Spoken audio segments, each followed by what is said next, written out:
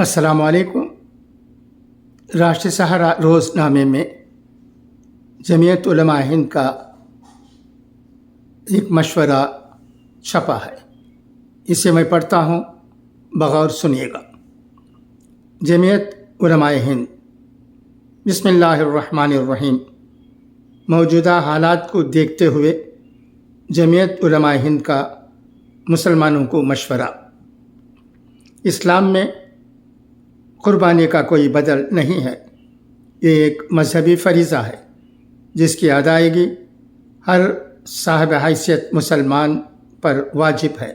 اس لیے جس پر قربانی واجب ہے اسے ہر حال میں یہ فریضہ ادا کرنا ہے۔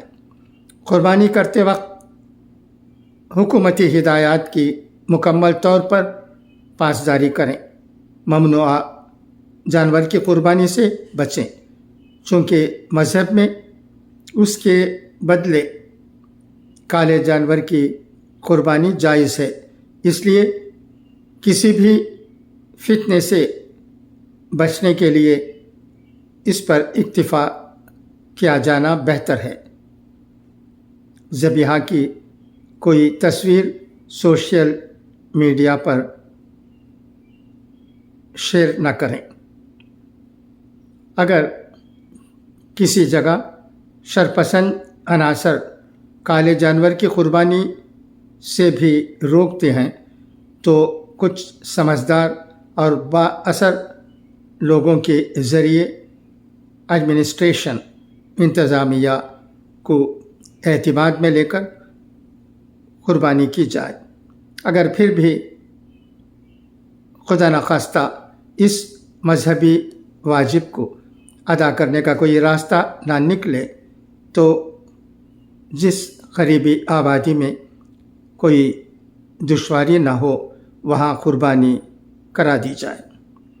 لیکن جس جگہ قربانی ہوتی آئی ہے اور فی الحال دشواری ہے وہاں کم از کم بکرے کی قربانی ضرور کی جائے اور انتظامیہ کے دفتر میں اندراج بھی کرا دیا جائے تاکہ مستقبل میں کوئی دشواری نہ ہو۔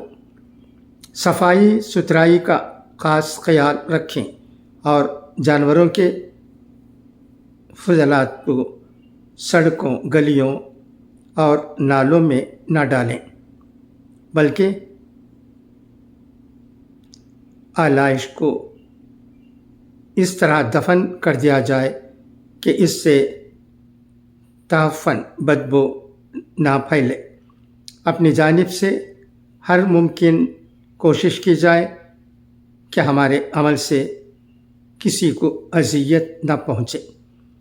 فرقہ پرست عناصر کی طرف سے کسی طرح کی اشتعال انگیزی پر صبر و تحمل کا مظاہرہ کریں اور معاملے کی شکایت متعلقہ پولیس تھانوں میں درج کرائیں۔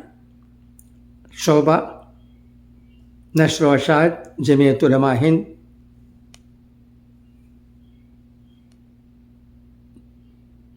بہادر شاہ ظفر مارگ، نئی دہلی۔